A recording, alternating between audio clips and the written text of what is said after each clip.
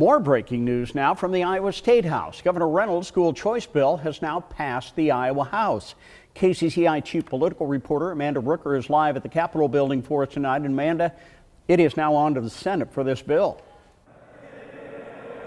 Steve, right now Senate lawmakers are taking up that bill that just passed the House, but not after hours and hours. More than 5 hours of debate went on in that House chamber as Republicans and Democrats sparred over whether this education bill is in the best interest of all Iowa students. Now, we pulled aside a few lawmakers right after that vote happened, both newly elected lawmakers. One of those lawmakers, Republican Representative Helena Hayes. She's one of the representatives that Governor Reynolds endorsed.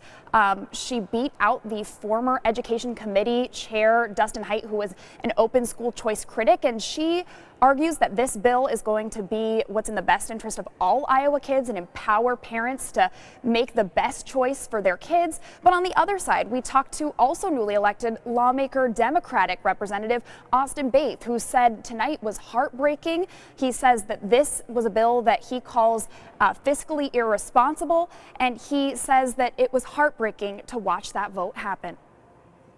It's been an exhausting process. It's been a heartbreaking process. I was even with some kids in an elementary school today, a public school in Des Moines here, and looking at them, knowing that this could happen tonight and knowing that they're going to have to get by with even fewer resources than they have now. It's heartbreaking to me. You know, tonight, the Iowa legislature let down 500,000 kids in this state. It's been a very exciting night, and as I listened to the debate tonight, I realized that a lot of people don't realize that this was actually decided back in the primaries. And what Governor Reynolds has done to take a stand for children all across the board, and I know we heard a lot of opposition to the ESAs during the debate, but we, especially the freshmen and the people that have been here for many years, we've been listening to constituents for years already. And so this isn't anything new. We're really excited. We are pleased with the vote. Now, again, this is a plan that would use taxpayer money to help some Iowans pay for private school tuition. And even though it passed the House, it still does need to pass through the Iowa Senate in order to become law. Senate lawmakers are still debating, and we will make sure to bring you an update as soon as that vote happens. All right, Amanda, this did pass the House, but not along party lines. Some Republicans chose not to support this bill.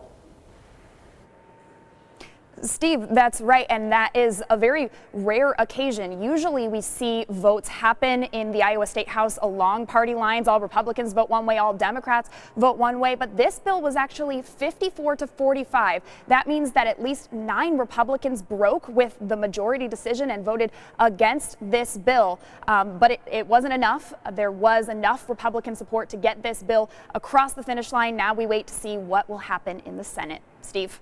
All right, Amanda Rooker, thank you very much. Amanda will continue to watch the debate tonight in the Senate.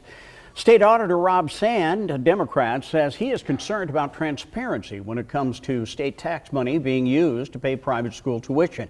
He says private schools do not have the same public record and auditing requirements.